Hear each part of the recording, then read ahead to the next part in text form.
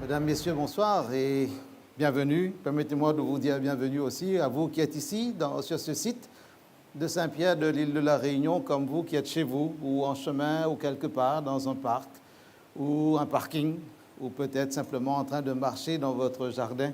En tout cas, la technologie nous permet d'être mobile tout en ayant notre mobile, et d'avoir des portables aussi, pour porter l'Évangile là où peut-être il n'est pas encore reçu, compris, accepté, intégré, ingéré. Et nous croyons que dans tout ce que nous avons essayé de faire depuis le 11 de ce mois avec notre conférencier, le pasteur Jean-Paul Vimbouli, et moi-même qui ai pris le relais, c'est de porter cette parole qui vient d'un vieux livre qu'on appelle la Bible, que tout le monde ne lit plus ou ne lit pas de la même manière, mais qui a besoin encore d'être entendu, dont les paroles peuvent encore faire écho, non pas seulement sur le plan culturel par rapport à une sorte de démarche littéraire, mais plutôt sur un registre spirituel.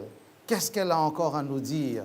Est-ce que nous l'avons compris? Est-ce qu'elle a essayé et nous n'avons pas compris? Est-ce qu'elle a... nous avons essayé et elle est difficile à comprendre? Et aujourd'hui, nous voulons aborder ce thème, Michaël et la guerre des étoiles. C'est vrai, c'est vrai. Il y a beaucoup de choses à dire sur ce thème. Mais avant tout, j'aimerais saluer aussi des gens qui sont au loin.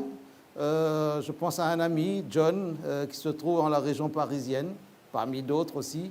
Mais il y a des jeunes qui peut-être étaient là pendant la semaine et qui probablement nous regardent. Je pense à Alex, à Gisèle, à Enzo, à Lucas et à Cédric aussi, qui ont manifesté un certain intérêt.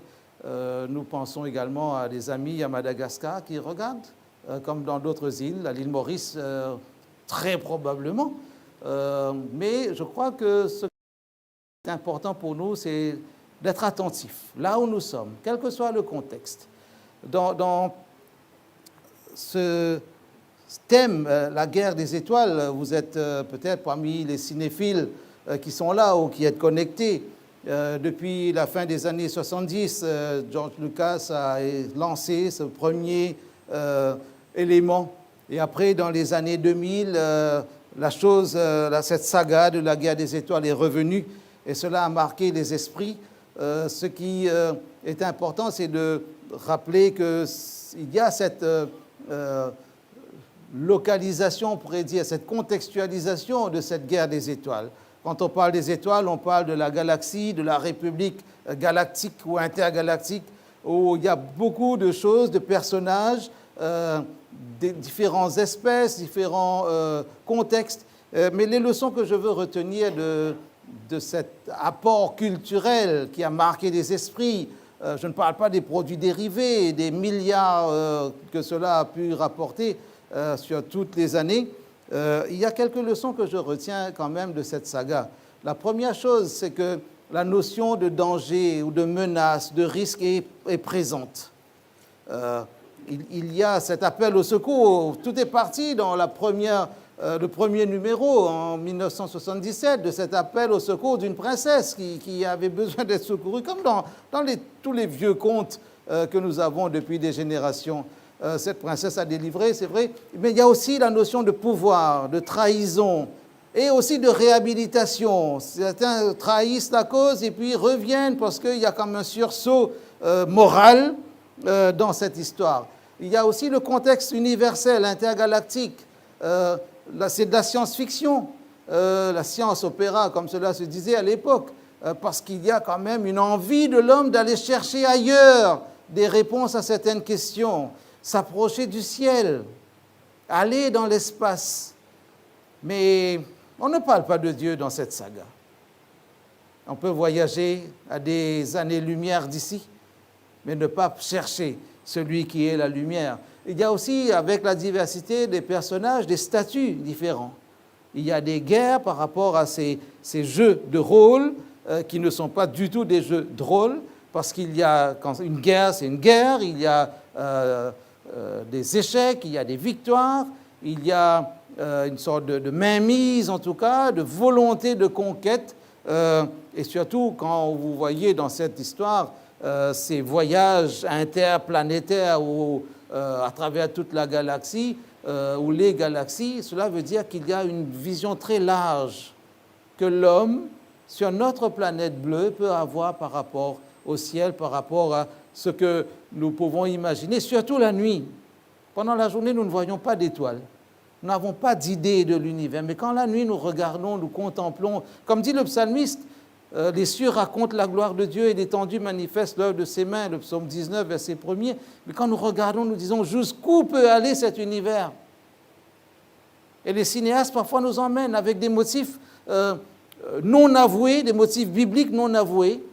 Quand vous avez le temps, ou si vous avez le temps, peut-être vous êtes très occupé, faites la liste de tous les films qui ont du succès et qui ont un lien avec la Bible.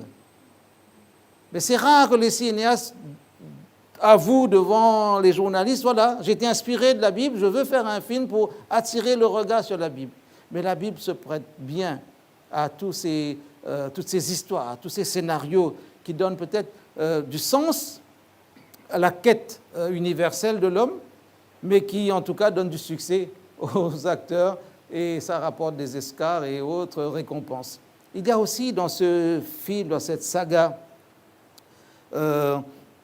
cette notion d'opposition entre la lumière et l'obscurité, le côté sombre, et puis on arrive au côté positif, on va parler de la force, peut-être cela renvoie à cette notion biblique du bien et du mal. Et ça, c'est important pour nous aussi de le comprendre. Et on a aussi dans cet ensemble, narratif, et dans cette scène ou ce scénario, dans cette concrétisation de cette idée même, c'est de la fiction. Mais cela, vous savez comment la fiction peut prendre de l'intérêt dans nos cerveaux et passer pour vrai, et susciter des passions. Il suffit de regarder des files d'attente devant les cinémas quand il y a le lancement de l'avant-première ou autre. Cela veut dire que les gens entrent facilement dans la fiction. Vous me regardez comme ça, ou vous-même chez vous, peut-être vous dites, mais ce n'est pas vrai. Vous vous souvenez de la dernière fois où vous avez pleuré devant un film? Et vous savez que ce n'est pas vrai, mais vous avez pleuré pour de vrai, comme diraient les enfants. Alors, qu'est-ce que cela veut dire? Dans ce film-là aussi, dans cette histoire, on sent le besoin d'un secours, chercher du secours, avoir du secours, sauver quelqu'un. Il y a aussi la notion d'un sacrifice pour que l'autre vive. L'histoire d'enfants et autres. Je ne rentre pas dans le détail de cette histoire parce que ce n'est pas mon propos ici ce soir. Je veux juste faire le lien avec le titre. D'ailleurs, la guerre des étoiles, le président Reagan, en 1983, a même lancé un projet militaire pour créer un bouclier antimissile. Et on avait donné à ce nom, avec les journalistes, ce projet de défense de défense interbalistique stratégique a pris le nom de guerre des étoiles. Mais cela allait coûter trop cher, ça allait prendre 10 ans pour réaliser un certain nombre d'équipements. Et le président Clinton, après, lui, il a nuancé, il n'a pas abandonné, mais il a tellement nuancé qu'on a oublié même cette guerre des étoiles. Et la Bible, ce vieux livre, nous raconte une histoire. Ce vieux livre nous dit, il y eut alors combat dans le ciel. Apocalypse chapitre 12. Si vous avez votre Bible ou si vous n'avez pas de Bible, vous pouvez demander qu'on vous prête une Bible. Et dans cette version qui est là, si jamais quelqu'un a besoin d'une Bible, il suffit de lever la main. Un membre de notre équipe va venir vous en prêter une. La page 1259, si vous avez un smartphone, vous pouvez y aller aussi directement. Il y a cette fameuse histoire ou ce récit qui nous dit « il y eut guerre ». Alors un combat, une guerre, c'est le mot « polémos » qui est employé dans le grec.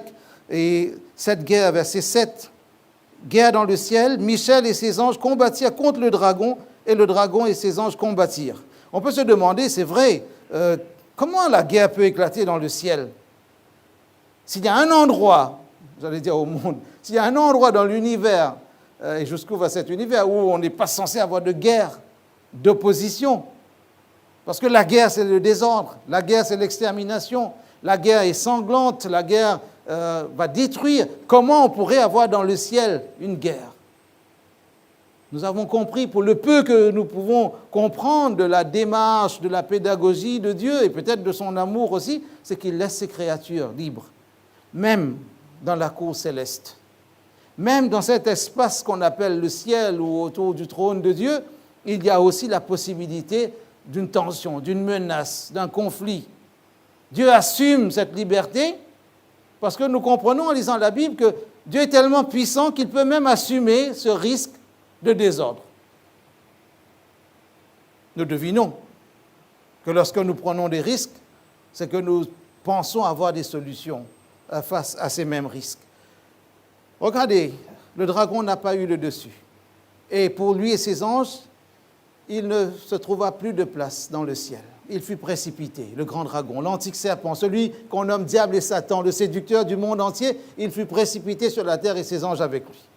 Extraordinaire comme renseignement. Et on insiste sur cette idée qu'il a été précipité. Je reviendrai sur le verset 10 tout à l'heure. Ils l'ont vaincu.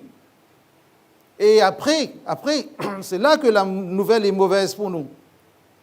Je dis mauvaise, peu intéressante. Malheur, verset 12, à la terre et à la mer, car le diable est descendu vers vous, descendu dans le sens qu'on l'a précipité vers vous, animé d'une grande colère, sachant qu'il a peu de temps. La question qui vient immédiatement à l'esprit, est-ce que le fait d'être précipité, était-ce une punition? Et c'était une punition, pourquoi la terre? Est-ce que Dieu n'aurait pas pu le précipiter ailleurs, sur une planète vide, non habitée? Mars, par exemple, ça aurait pu donner des idées. Mais non, précipité. Alors, faites un effort de mémoire. Revenez à la conférence où le pasteur Vimbouli nous a parlé du Jardin d'Éden. Ce malheur à la terre n'est pas un malheur qui est passif. Attention à la terre, parce que le diable descend vers vous animé d'une grande colère. Mais, dans le chapitre 3 de la Genèse, et notre conférencier nous l'a bien fait comprendre, il n'y a aucune mention de diable, de Satan. Ce serpent ancien, c'est là que nous découvrons sa véritable identité. Mais que la terre soit attentive. Et sur le plan littéraire, c'est quand même curieux de devoir attendre le dernier livre de la Bible pour avoir ces renseignements. Alors, on pourrait encore se poser la question, pourquoi nous a-t-on caché ces détails? N'oublions pas que le dernier livre de la Bible porte le nom de Révélation. Révélation de Jésus-Christ pour ses serviteurs, sur des choses qui doivent arriver. Mais qui doivent arriver, alors on a l'impression qu'il y a comme un anachronisme. On retourne en arrière, est-ce que cela est une bonne nouvelle? Mais quand nous disons que la Bible a pris plus de 1500 ans pour se former et pour arriver jusqu'à vous, pour tenir en un seul livre, vous imaginez, vous tenez presque 16 siècles dans une main. 16 siècles, mesdames et messieurs. Peut-être votre Bible n'est pas aussi lourde que la mienne, parce que vous avez des Bibles miniatures, mais vous tenez l'histoire de l'humanité, l'histoire des croyants, l'histoire de la foi, pas l'histoire de Dieu. Dieu n'a pas d'histoire. Nous ne pouvons pas raconter l'histoire de Dieu. On raconte l'histoire quand on peut poser une date, quand on peut poser un commencement et définir une trajectoire et arriver peut-être à des étapes, des phases chronologiques. Dieu n'a pas de chronologie. La Bible l'appelle éternelle. Donc, ne cherchez pas d'histoire de Dieu. La Bible raconte l'histoire de la foi. Tous ces manques, toutes ces lacunes en termes d'information ne sont pas une sorte, permettez-moi le mot, une sorte de cachotterie de la part de Dieu. Dieu ne raconte pas ce qui n'est pas racontable. Dieu vient à notre rencontre pour nous parler de nous. Et quand Dieu révèle des choses dans l'Apocalypse, excusez-moi le pléonasme, Dieu se révèle aussi. Dieu se révèle. Avançons un petit peu. Alors, est-ce que nous pouvons retourner vers le futur, reprendre aussi cette voiture mythique là, qui est en panne, je crois, depuis, mais qui a permis, dans certains films, de remonter le temps, retourner en arrière, peut-être pour corriger certaines trajectoires. Mais la Bible ne nous dit pas retourner en arrière pour corriger les trajectoires. La Bible nous permet de retourner en arrière, de faire une sorte de rétrospective, et ce chapitre 12 est une sorte de rétrospective pour nous, croyants, ou pour ceux qui, même s'ils n'ont pas encore prêté foi totalement à la parole biblique, s'intéressent quand même à la comprendre, à l'entendre, peut-être à l'étudier, à la décortiquer. Et je vous encourage à le faire, et parce que c'est intéressant pour nous. Retour vers le futur. Qu'est-ce que cela veut dire? Dans la Bible, dans l'Ancien Testament, il y a deux textes qui sont comme des paraboles ou des allégories qui directement ou explicitement ne disent pas que, voilà, nous allons parler du diable ou de Satan dans ce récit, mais en faisant des recoupements, on a compris qu'il y a aussi, parce que ce sont des textes prophétiques, donc porteurs de symboles, donc porteurs d'allégories, donc porteurs de figures de style qui peuvent aider à comprendre au second degré, ou quand nous lisons entre les lignes, de comprendre un peu comme en littérature, quand vous faites des commentaires des textes, des analyses de textes, vous découvrez des choses qui ne sont pas dans le texte, mais qui parlent du texte. Il y a le dire d'un texte et son vouloir dire. Qu'est-ce qu'il y a derrière? Qu'est-ce que nous comprenons? Quand Jésus raconte des paraboles, les histoires ne sont pas des histoires vraies, des histoires réelles, mais des histoires que Jésus crée pour donner une leçon, pour orienter vers autre chose. La parabole, par exemple, du fils prodigue n'est pas une vraie histoire. Quel père donnerait immédiatement à son enfant qui lui demanderait la moitié des biens alors qu'il est encore vivant? Tout bon père dirait, va travailler, rentre dans ta chambre, ou dis-moi quand tu es libre, je t'emmène voir un psy. Mais Jésus peut prendre des situations irréalistes, mais utiles quand même pour démontrer une vérité. Dans cette parabole du fils prodigue, par exemple, Jésus ne mentionne aucunement le nom de Dieu. Le fils dit, j'ai péché contre le ciel et contre toi. Mais il n'y a pas mention de Dieu. Il n'y a pas le mot amour, il n'y a pas le mot salut, il n'y a pas le mot, comment on va dire, sacrifice expiatoire, pour prendre des termes un peu complexes, des termes comme justification, comme religion, église, il n'y a pas tous ces mots. Mais la vérité est prêchée. Alors quand nous revenons à ces textes, Ésaïe chapitre 14, si vous avez votre Bible, vous pouvez y aller ou vous regardez simplement l'écran, mais si vous préférez le texte, pour ceux qui ont la petite Bible ici, c'est à la page 693. Qu'est-ce qu'il dit? Voilà. C'est vrai dans ce texte prophétique, parce que c'est aussi la période où on parle à des rois, et ici, l'Éternel, à travers son prophète Ésaïe, va parler un peu contre le roi de Babylone. Et la symbolique est belle et réaliste aussi, parce que nous avons vu l'autre jour que la tête d'or, c'est Babylone. Le roi des rois, c'est Babylone. Et on met de la hauteur, on met de la noblesse, on place là-bas, comme on dit familièrement, très haut, Babylone. Et voilà ce qui est dit. Écoutez déjà le texte. Comment es-tu tombé du ciel? Ou te voilà tombé du ciel, selon certaines versions. Astre brillant, fils de l'aurore. Comment as-tu été précipité à terre? Tiens, j'entends le verbe précipiter. Mais quand je suis allé dans le dernier livre de la Bible, j'ai déjà rencontré ce terme. Toi qui disais, je monterai dans les cieux, je hausserai mon trône au-dessus des étoiles de Dieu, je siégerai sur la montagne de l'assemblée divine, au septentrion, comme il est dit dans certaines versions anciennes, donc à l'extrême nord. Je monterai sur le sommet des nues, je serai semblable au Très-Haut. Mais, verdict, tu as été précipité dans le séjour des morts, dans les profondeurs de la fosse. Retenez bien certaines idées, nous y reviendrons tout à l'heure. Et le deuxième texte qui est pris se trouve dans Ézéchiel, un autre livre prophétique.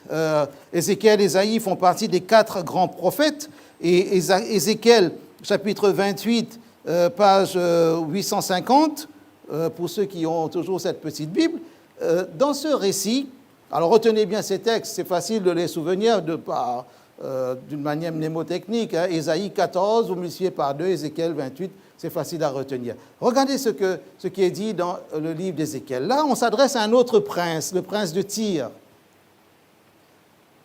qui est anonyme. Pas de nom ou de prénom de roi pour Babylone, mais on s'adresse au roi de Babylone. Pas de prénom ou de nom précis pour le prince de Tyr, mais c'est aussi comme pour parler à un régnant, un souverain, quelqu'un qui a autorité ou qui est habitué à exercer le pouvoir. Tu as été intègre dans tes voies, depuis le jour où tu fus créé jusqu'à celui où l'iniquité a été trouvée chez toi. Par la grandeur de ton commerce, dans certaines versions, il est dit de tes négociations, on pourrait dire, tu as été rempli de violence. Et tu as péché. Tu as péché. Regardez bien les mots, iniquité, péché. Je te précipite de la montagne de Dieu et je te fais disparaître, chérubin protecteur, du milieu des pierres étincelantes. On continue, ton cœur s'est élevé à cause de ta beauté, tu as corrompu ta sagesse par ton éclat, je te jette par terre, je te livre en spectacle au roi. Et encore insistant sur les iniquités, par cette démarche injuste, je te réduis, tu es mis à mal, tu es jeté par terre, et tout le monde sont étonnés. Tu es réduit au néant, tu ne seras plus à jamais. Tu ne seras plus dépositaire de ce statut que tu avais. Regarde comment tu es tombé, j'allais dire de haut. Et à ce qui paraît, plus on tombe de haut, plus on se fait mal, n'est-ce pas? Mais n'oublions pas ce qui a été dit dans Apocalypse chapitre 12. Précipité, mais descendu vers vous, animé d'une grande colère. Pas précipité et puis être par terre en disant je souffre, j'ai mal, je vais mourir. Le dragon ne dit pas cela. Cette guerre des étoiles, cette guerre dans cet espace intergalactique qu'on pourrait dire, je ne sais pas dans quelle direction il faut chercher le trône de Dieu. Mais la Bible me dit qu'il existe réellement. Dieu est dans les lieux élevés. Et les lieux élevés pour nous, terriens, c'est dans l'espace. Quelle que soit la direction. Nous comprenons qu'il y a une distance physique réelle entre nous et Dieu, mais spirituellement, cette distance est vite résorbée par un nom, Jésus. Il me suffit de 2 secondes pour être près de Dieu, même si je ne sais pas voyager dans l'espace.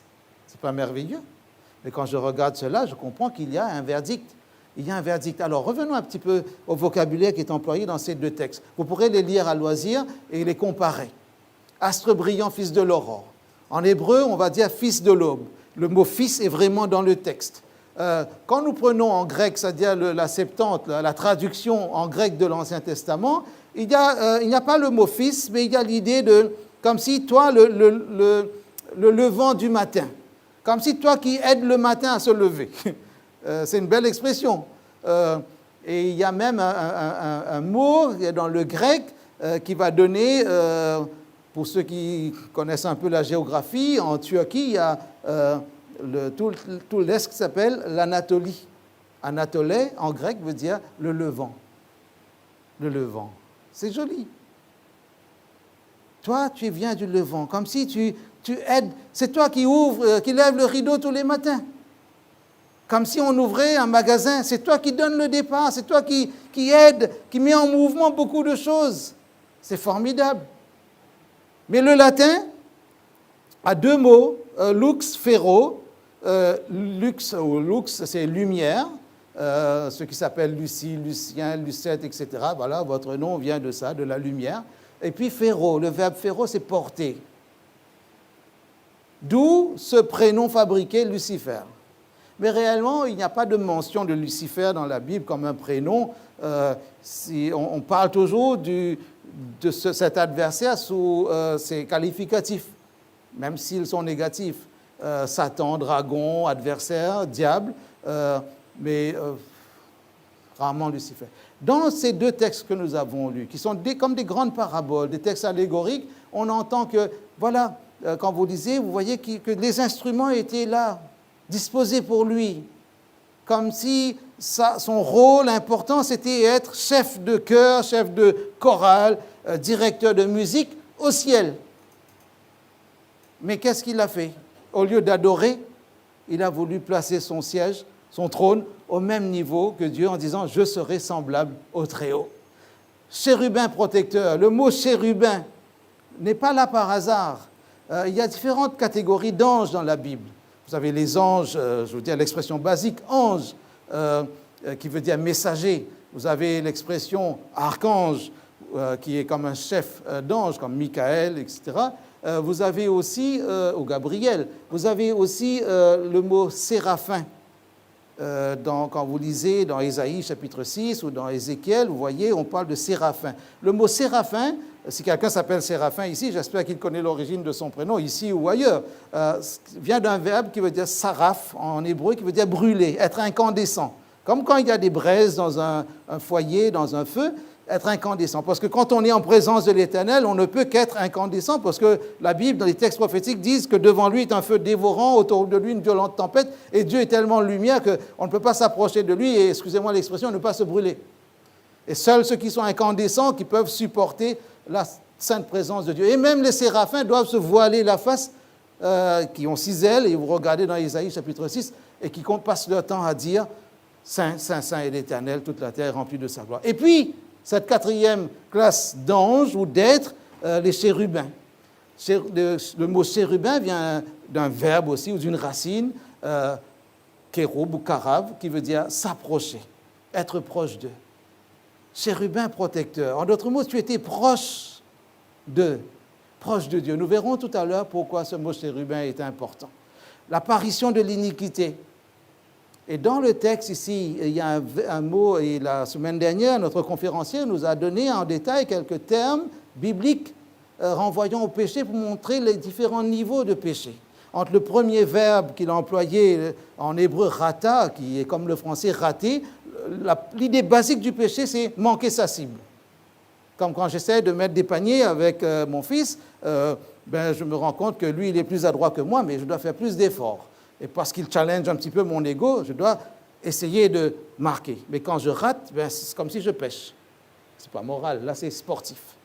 Et même ma fille Marine me challenge aussi parfois au football pour me défier, pour marquer des buts. Mais quand vous me mettez à côté, même comme des grands joueurs qui sont bien payés, vous péchez, vous ratez, rata. Mais ici, c'est un autre verbe qui est employé. Avlata, en tout cas, ce terme-là renvoie à la notion de rébellion. Comme si on pêche avec violence. Ça va à l'extrême. La préméditation, l'organisation du péché.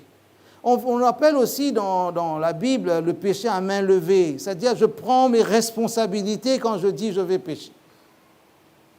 L'expression semble exagérée. Personne ne le dit de cette manière, mais quand il y a une volonté, une sorte de détermination à le faire. Pécher avec violence, acte d'injustice. Et quand nous arrivons à ce péché extraterrestre, qu'est-ce que nous voyons?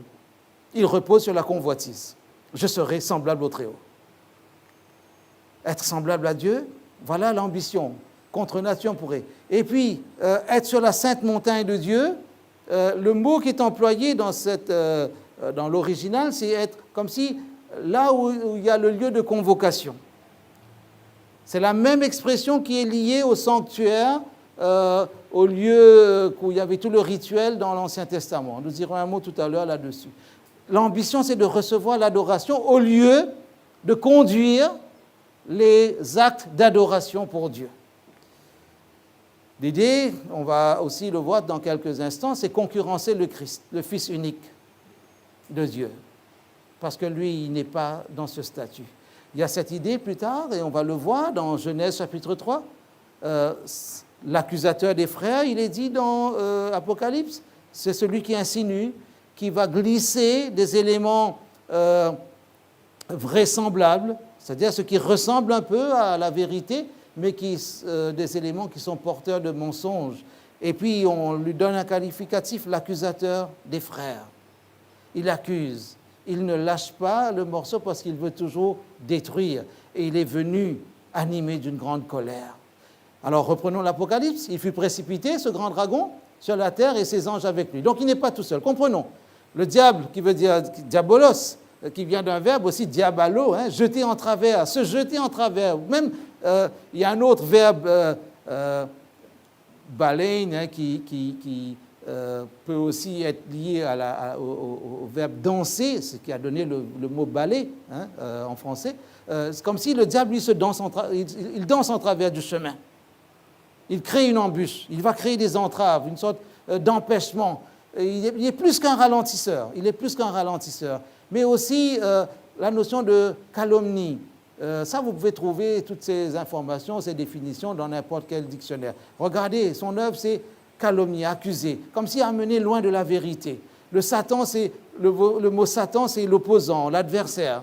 D'ailleurs, dans le livre de Job, on l'appelle le Satan, l'adversaire. C'est pourquoi, dit le texte, dans Apocalypse toujours, réjouissez-vous cieux, mais la terre va passer peut-être par une phase très difficile. Quand le dragon vit qu'il avait été précipité, nous dit le chapitre 12, verset 13, il va poursuivre la femme qui avait été enfantée, l'enfant mâle. De quelle femme il s'agit?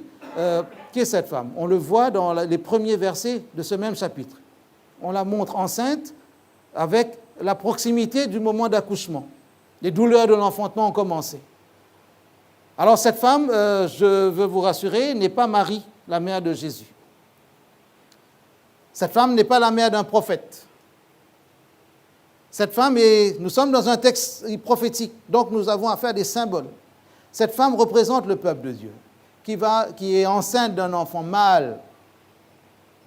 Et cet enfant va venir d'un peuple, du peuple de Dieu. Et l'image, la métaphore conjugale, on la voit très bien dans le livre d'Osée, on la voit très bien dans le livre d'Ésaïe, chapitre 5 et suivant. Et on comprend que c'est à travers le peuple de Dieu que Jésus va prendre naissance.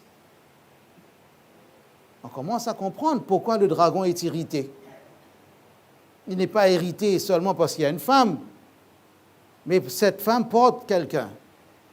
Ce peuple porte quelqu'un qui vient pour un projet bien précis. Et nous comprenons, et je fais court, que dans le contexte biblique, on nous annonce déjà la venue du Fils unique venu du Père. Qu'est-ce que cela représente pour nous? La Bible nous fait des recommandations. Attention, si le diable est descendu vers vous, animé d'une grande colère, soyez sobre, soyez vigilants, soyez humbles. Parce que lui, il n'a qu'un objectif, dévorer, détruire, empêcher. Quand Jésus dit « Je suis le chemin, la vérité et la vie », le diable, lui, il se jette en travers du chemin. Il est père du mensonge et il ne veut que détruire, c'est-à-dire il veut emmener la mort dans notre existence. Alors, quand maintenant nous arrivons à ce Michaël, parce qu'il est dit qu'il ne fut pas trouvé le plus fort, on retourne à Apocalypse chapitre 12, Michaël, comme cela a été annoncé tout à l'heure par notre présentatrice, Michaël c'est un prénom question. Michaël, qui est comme elle? Elle, Dieu, elle le Tout-Puissant, enfin celui qui est élevé. Colossiens chapitre 1er verset 15 dit que Jésus est l'image, on pourrait dire, pour bien se faire comprendre, visible du Dieu invisible. Je le disais au début de notre série de conférences ici sur ce site, que Jésus n'est pas à l'image de Dieu. L'homme n'est pas l'image de Dieu, il est à l'image de Dieu. Et Jésus, dans le Colossiens chapitre 1, verset 15, il est dit qu'il est l'image de Dieu, le premier-né, le prototokos, c'est-à-dire comme le principe premier. Pas le premier-né biologiquement parlant, mais premier-né dans le sens premier en statut. Quand on est le Fils unique venu du Père, Jean chapitre 1er, verset 14 et 15, on comprend qu'on est vraiment unique et qu'il n'y a pas d'élément de comparaison avec Jésus.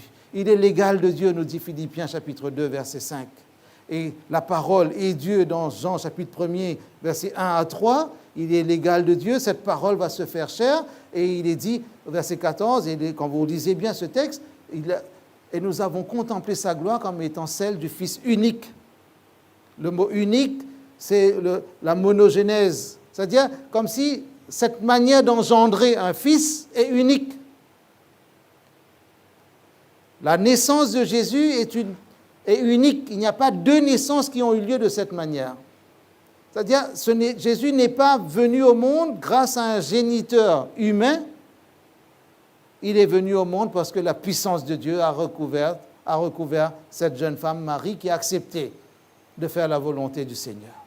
Marie est la mère de Jésus. Marie n'est pas la mère de Dieu. Dieu n'a pas de maman. Jésus a une maman. Que cela soit bien clair pour nous, bibliquement parlant. Donc c'est Jésus qui est le seul à pouvoir porter. Alors regardez la comparaison. Il y a un qui veut être comme Dieu, et pour le faire, il va faire la guerre. Et celui qui est comme Dieu n'a pas besoin de montrer qu'il est comme Dieu. Il est Dieu, et dans cette puissance, il va accepter de descendre.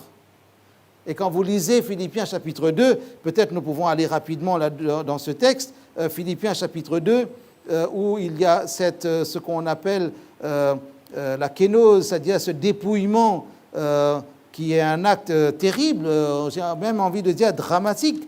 Philippiens chapitre 2, page 1191, pour ceux qui ont cette Bible, il est dit, verset 5, « Ayez en vous Philippiens chapitre 2, à partir du verset 5.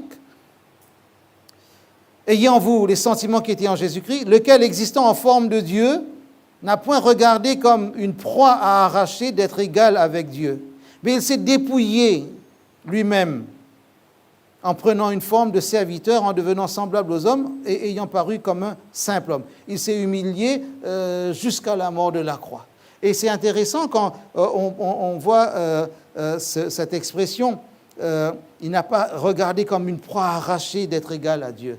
La notion de proie, il y a ce mot harpago, ou apagmum, qui va donner aussi ce mot harpago, qui, en latin surtout, et puis qui va donner le nom harpagon, que Molière utilise dans sa pièce L'Avare. Harpagon, vous le connaissez, Harpagon. C'est l'homme le plus généreux du monde, n'est-ce pas? Non, vous avez bien compris, Harpagon, quand il dit bonjour, il n'ouvre pas la main pour dire bonjour, parce qu'il a l'impression de donner quelque chose. Alors, pour prendre une image, il dit bonjour comme ça, parce qu'il a peur de lâcher même de l'air, parce que tout est précieux pour lui. Harpagon, c'est l'avare. Jésus n'a pas estimé son statut de Dieu comme quelque chose à garder précieusement, en disant « Non, mais c'est à moi ». Comme si il avait peur de perdre cela. Mais il a posé cette affaire sur la table, parce que seul un Dieu sait ça. Jésus n'a pas besoin de guerroyer contre qui que ce soit pour obtenir le statut de Dieu, pour pouvoir dire des phrases ambitieuses. « Je serai semblable au Très-Haut ». Jésus est le Très-Haut. Et seul celui qui est élevé peut descendre. Mais celui qui a un statut de créé, et les textes allégoriques nous l'ont bien montré, il ne peut pas, sauf ambition folle, sauf ambition délirante, dire « je serai semblable au Très-Haut ». Mais pour arriver là-bas, il faut faire la guerre, il faut éliminer. C'est une ambition politique malsaine, c'est une ambition contre nature. Et qu'est-ce que nous avons vu dans Genèse 3 ? C'est la même proposition qui est faite à l'homme. Malheur à vous, terre, quand le diable est descendu vers vous, animé d'une grande colère. La punition n'est pas une sorte de cadeau empoisonné que Dieu fait à la terre en jetant le diable sur la terre. Attention, terre, il y a quelqu'un qui fait la guerre pour être semblable au Très-Haut. Attention, terre, il y a quelqu'un qui aime le pouvoir. Attention, terre, cet être qui veut le pouvoir n'hésitera pas à employer tous les moyens possibles pour arriver à ses fins. Et quand par la séduction, non pas par la colère, par la séduction, on a fait miroiter le statut de divinité, l'homme aussi a plongé. En somme, il a proposé la même folie de grandeur à l'homme. Vous serez comme des dieux. Vous ne mourrez point. Vouloir être comme Dieu, c'est vouloir être éternel, immortel, avoir tous les pouvoirs. Et c'est là que le problème se passe. Jésus n'a pas besoin de faire cela, mais il s'est dépouillé. C'est là qu'il y a cette fameuse expression théologique, la kénose, comme s'il s'est vidé. Mais en disant il s'est vidé, nous comprenons que Jésus n'a pas disparu en tant que Dieu. Quand il était sur terre, il était à 100% Dieu, à 100% homme, mais il restait humble dans le rôle de serviteur qui est précisé ici dans ce chapitre. J'avance. Je reviens à notre verset 10, je l'avais dit tout à l'heure. J'entendis dans le ciel une voix forte qui disait « Maintenant le salut est arrivé, et la puissance et le règne de notre Dieu et l'autorité de son Christ. » Vous ne trouvez pas surprenant qu'il faille attendre l'Apocalypse pour parler de l'autorité du Christ, de son Christ, c'est-à-dire de son Messie. Il n'est pas dit de son Fils. Maintenant, de quel Christ? Parce que le mot Messie veut dire oint, celui qui a reçu la consécration par l'onction d'huile, littéralement, et dans l'Ancien Testament, prêtre, roi, prophète ou sacrificateur recevaient l'onction. Mais ici, il est bien dit, le salut est arrivé, et la puissance et le règne de notre Dieu et l'autorité de son Christ. Quand Michael se lève et qu'il arrive à vaincre le dragon, celui qui est appelé le diable Satan, c'est parce que Michael, qui est comme Dieu, ne peut qu'être assimilé à ce Christ-là.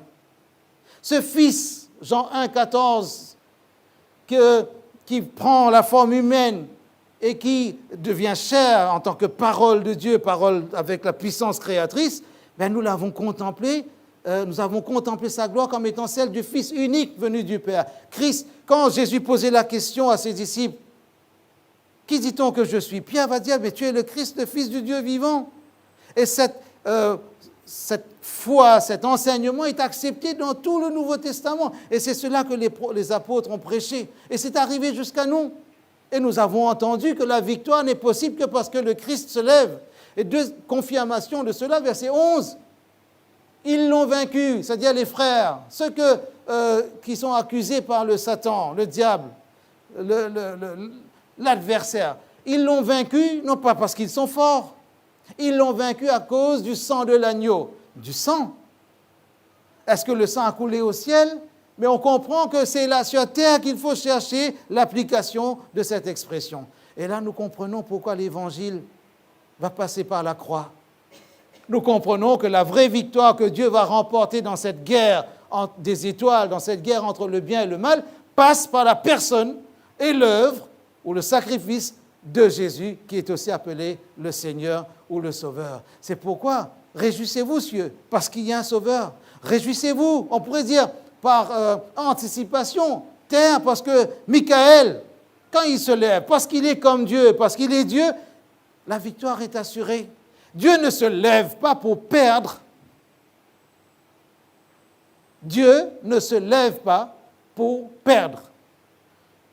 C'est pour cela qu'il n'a pas été trouvé de place pour le dragon. Alors observez que c'est un jugement ponctuel, pas le jugement définitif.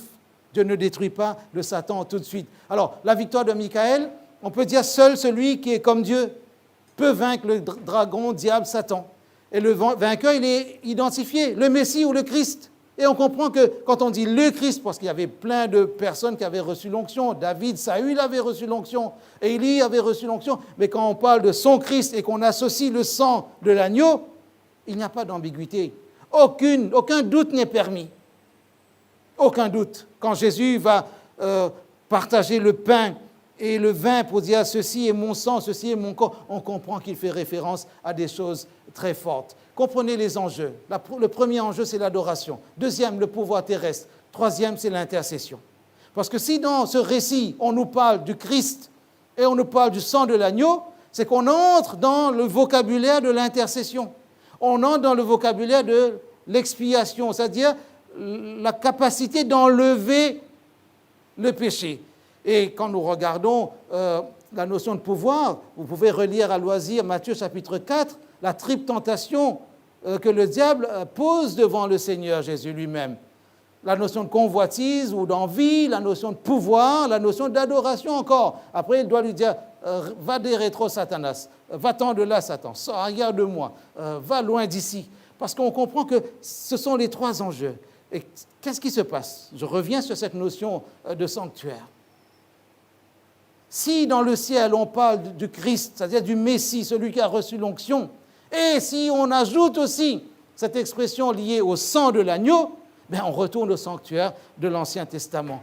Qu'est-ce qui se passait? Si vous prenez Lévitique chapitre 4, mesdames et messieurs, je n'ai pas le temps de lire Lévitique 4, mais relisez ce chapitre, vous verrez que les 4 catégories socio-professionnelles au sein du peuple étaient concernées par le péché et son traitement. Si l'assemblée péchait, si un chef péchait, si un prêtre péchait, si monsieur tout le monde péchait, voilà comment il fallait faire pour obtenir le pardon ou l'expiation. Le mot expiation n'est pas un terme que nous employons tous les jours, mais c'est un terme qui vient du verbe expier. Expier veut dire enlever, effacer, comme si débarrasser d'eux. Expier un péché, c'est enlever le péché. Donc, dans le service quotidien, il y avait le sang qui coulait. Sans effusion de sang, dit la Bible, pas de pardon. Pourquoi le sang? Parce que le sang était un sang innocent. Seul le sang d'un innocent pouvait enlever la culpabilité d'un pécheur. Ça paraît injuste, je sais. Ça paraît injuste. Vous ne pensez pas que la mort du Christ sur la croix était injuste? Vous ne pensez pas que quelqu'un qui n'a pas péché devait payer pour ceux qui n'avaient pas péché? Paul le dit, quand on est encore, on paye pour un coupable, si on est coupable, etc., on lui dit, on fait comme des arrangements. Mais vous-même, vous aimeriez payer pour quelqu'un d'autre? Si quelqu'un vient, contrôle les stationnements dans la rue et n'aime pas la couleur de votre voiture, qui est bien garée, qui a son ticket de stationnement, dit, je n'aime pas la couleur de cette voiture, je vais mettre un procès verbal. Vous ne pouvez pas dire, ben bon, c'est une question esthétique. Et quand vous avez le sens esthétique, je peux comprendre. la personne qui a fait ça. Non, cela va vous révolter. Imaginez la révolte dans le ciel quand un innocent a dû payer pour quelqu'un. Peut-être cela ne nous révolte pas de savoir que Jésus a payé pour nous. Peut-être nous prenons cela juste comme un cadeau. Mais il y a des gens, quand ils y pensent, ils ont des larmes aux yeux. Parce qu'ils se disent, mais nous n'aurons jamais une idée claire de ce que le Seigneur a fait. Le service quotidien disait qu'un animal, un innocent payait. Imaginez le propriétaire qui a emmené son animal au sanctuaire. Alors, pour économiser en termes d'animaux, il fallait peut-être économiser aussi en nombre de péchés. Si vous voulez dépenser moins, péchez moins. Mais si vous avez péché, Dieu dit, il y a un moyen. L'idée n'est pas de faire mourir des animaux, mais l'idée était pédagogique. Retenez, peuple d'Israël, que c'est seulement un innocent qui peut libérer un coupable. Un coupable ne peut pas libérer un autre coupable. Et qui sur terre va venir pour montrer que seul un innocent peut le faire. Et puis il y avait aussi le sacrifice, le service annuel, le Yom HaKippurim, le jour des expiations, on le met au pluriel. Ce n'est pas le Yom Kippour, mais le Yom HaKippurim, parce qu'il y a plusieurs expiations, plusieurs enlèvements, plusieurs nettoyages, on pourrait dire. Et le sanctuaire, on pourrait, si on prend une expression peut-être qui nous est plus parlante, le sanctuaire, c'était le centre du traitement du péché. Pas pour nous les rendre un peu plus propres, mais pour les enlever. Et une fois par an, il fallait nettoyer symboliquement le sanctuaire de tout le péché qui s'y était accumulé. Quand nous regardons cela, nous comprenons qu'il y avait là, et Exode chapitre 25, verset 8 dit, « Ils me feront un sanctuaire et j'habiterai au milieu d'eux. » L'idée, c'est que Dieu voulait exercer pédagogiquement sa grâce pour montrer que voilà, le peuple qui allait porter la naissance du Messie, préparer le monde à comprendre qu'un innocent va venir pour sauver les coupables. Et puis, il y avait la purification de ce sanctuaire. Le diable y est expulsé, précipité sur la terre, animé d'une grande colère. Il veut faire la guerre aux saints, il veut instaurer un culte anthropocentré. Ce n'est plus Dieu qui est au centre, mais soi-même. Et ça, c'est la proposition qui est faite à l'homme, l'humain. Mets-toi au centre. Tu peux être au centre. Il y a de la place pour être au centre. Mais c'est déjà fausser la révélation. Et puis, le mélange des genres, quand nous regardons cela, comment il agit, ce Satan? Vous reconnaissez quelqu'un qui est en colère, n'est-ce pas? Vous reconnaissez facilement quelqu'un qui est en colère. Mais comment il agit, lui? Paul dit, attention, en parlant de faux apôtres, de gens qui sont un peu doubles, faux, il dit, il y en a qui sont déguisés en apôtres du Christ. Et cela n'est pas étonnant, puisque Satan lui-même se déguise en ange de lumière. Il n'est donc pas étrange que ses ministres aussi se déguisent en ministres de justice. C'est-à-dire, Satan et ses anges qui ont été précipités mènent une guerre morale, spirituelle. L'autre soir, on disait, Dieu a donné formellement cette interdiction, ne consultez pas ce qui évoque les esprits. Parce que ces esprits, ce ne sont pas les esprits des défunts, des décédés, c'est Satan et toute son armée qui agissent pour tromper, pour leurrer les gens. Et les gens pensent qu'il y a peut-être de l'avenir là, mais c'est un petit peu une illusion parce qu'il sait se déguiser aussi en ange de lumière. Satan ne viendra jamais pour dire « Bonjour, je suis Satan, je suis venu pour vous détruire. Mais avant de vous détruire, je vais vous séduire. Nous allons faire cela en plusieurs phases. Peut-être une fois par mois, je vais vous séduire et vous emmener progressivement. Attachez votre ceinture, le voyage sera un petit peu long, peut-être il y aura quelques turbulences, mais rassurez-vous, je suis aux commandes. Bon voyage. Vous partez? Vous allez dire non. Mais s'il ne tient pas ce langage, mais il apprend un autre langage, vous dites, mais ça paraît tellement intéressant, dites-moi juste où il faut signer. Quand il se déguise en ange de lumière, le mensonge devient vérité. Les demi-vérités, qui sont déjà des mensonges, deviennent vérité totale. Et l'illusion est claire. Et subitement, Ève a vu que l'arbre paraissait agréable à la vue et bon à manger, alors qu'en dans le chapitre 2, on nous dit que tous les fruits étaient agréables à la vue et bons à manger. À part, bien sûr, l'arbre qui portait une interdiction.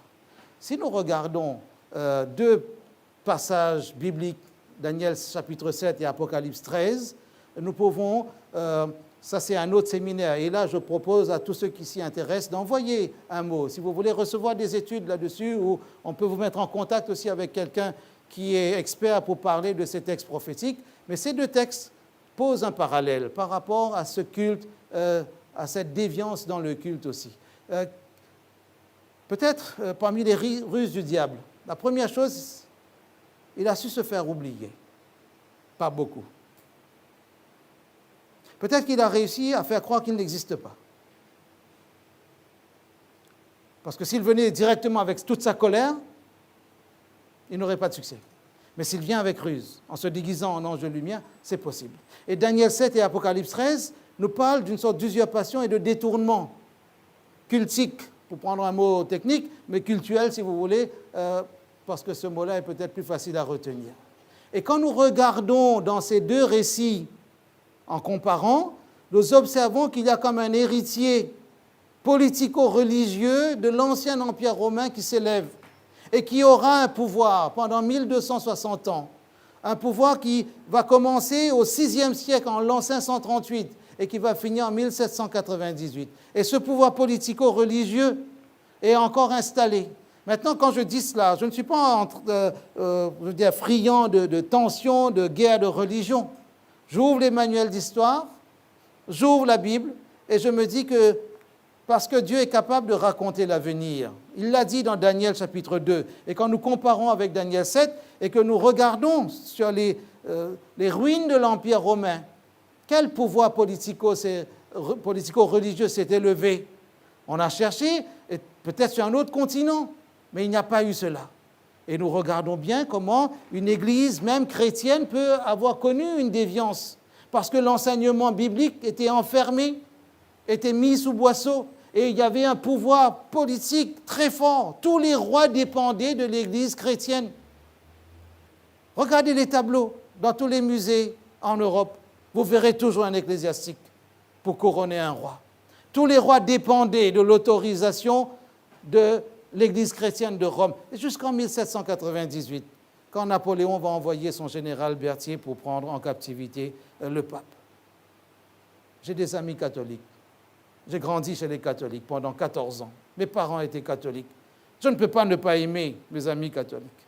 Mais quand je ouvre les manuels d'histoire, je regarde à partir de l'an 538, quand l'empereur va donner un pouvoir à l'évêque de Rome et que ce pouvoir va devenir aussi politique, je me dis que l'histoire a de ces méandres, de ces soubresauts qui peuvent parfois nous interpeller. Mais pourquoi je parle de cela?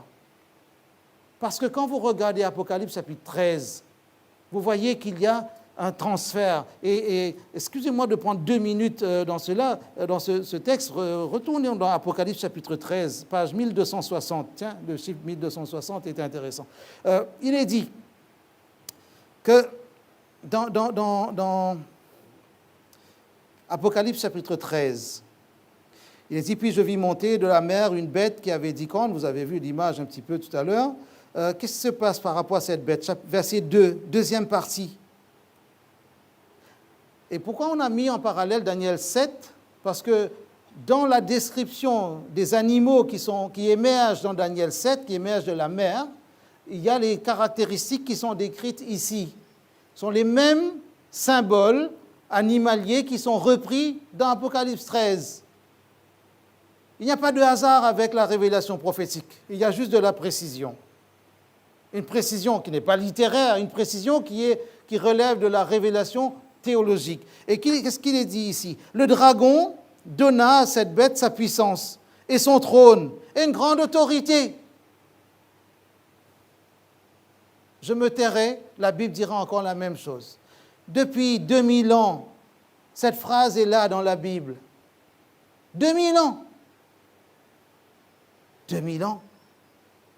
Je n'ai pas vécu 2000 ans, mais depuis 2000 ans, le Seigneur a révélé. Regardez le premier verset du livre de l'Apocalypse, a révélé à ses serviteurs ce qui doit arriver dans les temps en marche. Et puis cette bête va donner, et je vis l'une de ses têtes, etc.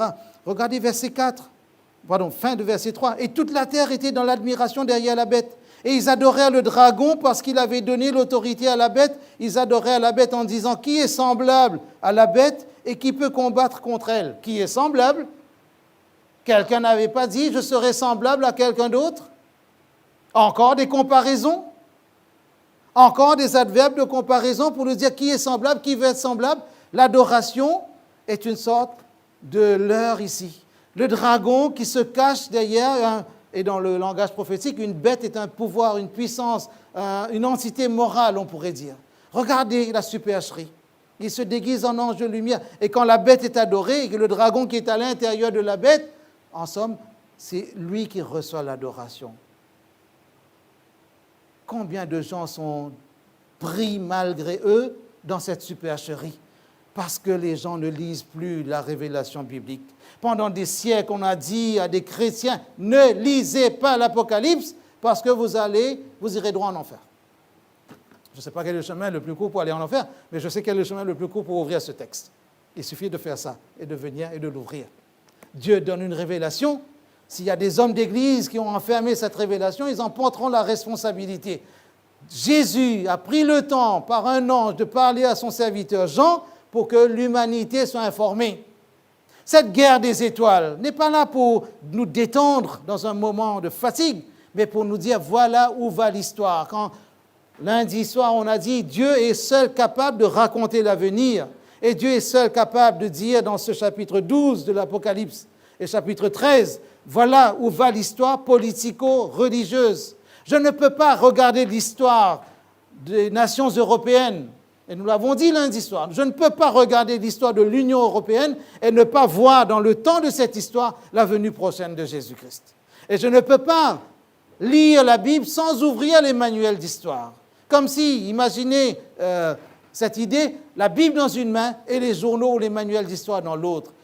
Dans ce détournement, qu'est-ce qu'on observe? Transfert de l'intercession. C'est-à-dire, on a vu dans les 3 enjeux qu'il y avait aussi l'intercession. L'intercession vers les agents humains pour la confession et le pardon. Les prêtres ont pris un rôle que la Bible ne leur donne pas. Quand nous regardons dans le sanctuaire, et relisez Lévitique chapitre 4, l'orant, le pénitent devait venir devant à l'entrée du sanctuaire et confesser ses péchés sur la tête de l'innocent, pas au prêtre. Et il devait égorger, faire couler le sang. En d'autres mots, c'est l'innocent qui reçoit ma confession. Qui est l'innocent? Si ce n'est Jésus, notre Seigneur et Sauveur. Et quand je reviens à cela, autour du culte des saints aussi, peut-être même un doublon. Je suis triste quand je vois comment on a donné un rôle à Marie, qui est appelée la mère de Dieu, et non la mère de Jésus. Nous avons du respect pour Marie. Nous devons admirer son courage de dire à Gabriel, je suis la servante du Seigneur, qu'il me soit fait selon ta volonté. Je marche dans ce projet de Dieu. Mais c'est formidable. Seulement, Marie ne peut pas être une sorte d'intercesseur ou de seconde classe auprès de Jésus lui-même. Une fois, une dame m'a dit, mais Dieu a donné un peu à Marie parce que Jésus et le Père sont trop fatigués, ils ont trop de choses à traiter. J'ai dit, madame, vous avez beaucoup d'humour. J'ai dit, j'ai gagné ma journée aujourd'hui. Mais seulement, ce n'est pas biblique. On ne peut pas dire en dehors de l'Église, point de salut. Nous devons juste dire, c'est en Jésus que se trouve le salut. Alors, mesdames et messieurs, ne pensez-vous pas qu'il est temps que Michael se lève, le défenseur du peuple? Je retourne à Daniel chapitre 12, verset 1er. En ce temps-là se lèvera Michael, le défenseur de son peuple. La vraie victoire étant Jésus, l'agneau de Dieu, que Jean disait, voici l'agneau de Dieu qui ôte les péchés du monde. Relisez le chapitre 53 d'Ésaïe, qui montre que c'est lui, et ce n'est pas en lui seul que se trouve le salut. Le souverain pont, allez, je le dis, parce que ça vient du latin, le souverain pontife entre nous et le ciel, c'est Jésus-Christ, le Fils de Dieu. Le souverain pontife, c'est Jésus, le Fils de Dieu, venu du Père. Il n'y a pas d'autre. Jésus est seulement Jésus. Jésus a un nom au-dessus de tout nom, devant lequel tout genou doit fléchir. Je me tairai. La Bible continuera à résonner de cette bonne nouvelle du salut. Un dernier mot, vraiment, et je termine avec cela. Parce qu'on peut se dire, cette guerre, est-ce qu'elle est terminée? L'ennemi, le dragon, le Satan veut encore nous entraîner loin du Seigneur. Mais vous savez pourquoi il est en colère? Il est en colère pas parce qu'il est toujours de mauvaise humeur, parce qu'il a un sale caractère. Il est en colère parce qu'il sait que son sort est déjà scellé. Et il sait que tous les croyants le savent aussi. Regardez dans Apocalypse chapitre 20, verset 2, page 1266.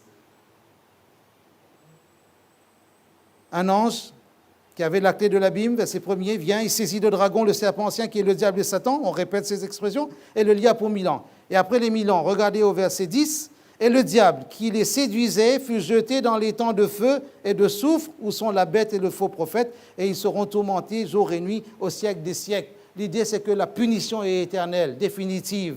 Moi, ce que j'aime avec la Bible, c'est qu'elle me dit la vérité sur moi d'abord.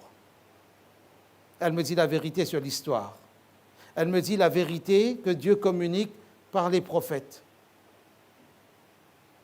Je ne sais pas, monsieur, vous qui êtes là, là derrière votre écran, peut-être vous avez des enfants. Vous avez peut-être des rituels religieux. Mais vérifiez si le Christ est au centre de ces rituels religieux. Si c'est juste pour perpétuer une tradition, réveillez-vous et demandez au Seigneur de vous éclairer. Parce que je crois que Dieu veut vous voir dans son royaume. Voulez-vous lui donner l'occasion de se révéler à vous? Et vous ici, mesdames, messieurs, si vous n'avez pas encore fait alliance avec le Seigneur, est-ce que vous voulez ce soir réfléchir? Si c'est votre désir, levez juste la main, je veux prier pour vous. Si chez vous aussi vous voulez laisser Michael remporter toutes les victoires, parce qu'il est le champion de Dieu, le champion de toutes les victoires, si c'est le cas, levez la main chez vous aussi. Et dites à Jésus, oui, viens défendre ma cause, parce que je ne veux pas me laisser leurrer par des demi-vérités. Je veux vivre une expérience spirituelle fondée sur ta parole. Au commencement était la parole était Dieu, avec Dieu. Toutes choses ont été faites par elle. Et cette parole s'est faite chair. Et nous avons contemplé sa gloire comme étant celle du Fils unique venu du Père. Voulez-vous accepter Jésus ce soir? Jésus qui est comme Dieu. Le Michael céleste, c'est le Seigneur Jésus. Et on a bien vu que la victoire n'est possible que par son Christ et par le sang de l'agneau. Voulez-vous accepter le sacrifice de Jésus pour vous ce soir? Si c'est votre désir, levez seulement la main et je veux prier pour vous. Père Céleste, que ton nom soit béni, que ton nom soit sanctifié, que ton règne vienne, que Michael se lève pour prendre la défense de son peuple et que tous ceux qui veulent partager cette victoire s'attachent à celui qui est toi-même et qui s'est exprimé, s'est manifesté dans la chair, dans la personne de notre bien-aimé Sauveur et Seigneur Jésus. Donne-nous cette humilité confiante pour marcher dans le chemin que tu ouvres, parce que Jésus lui-même dit « Je suis le chemin, la vérité et la vie ». Seigneur, ne nous laisse pas dans l'obscurité. Révèle-toi à nous, révèle-nous ta lumière, et que nous soyons un peuple de vainqueurs, parce que Michael a déjà remporté la victoire pour son peuple, pour ton peuple. Et que ceux qui ne se sont pas encore donnés à toi puissent réfléchir et accepter Jésus, son sacrifice, accepter le Christ le Sauveur, accepter que ce sang qui a coulé sur la croix du Calvaire soit le sang qui enlève le péché et que bientôt nous puissions acclamer ce Sauveur qui vient pour être aussi dans ton royaume. Que ton nom soit béni au nom de Jésus notre Seigneur. Amen.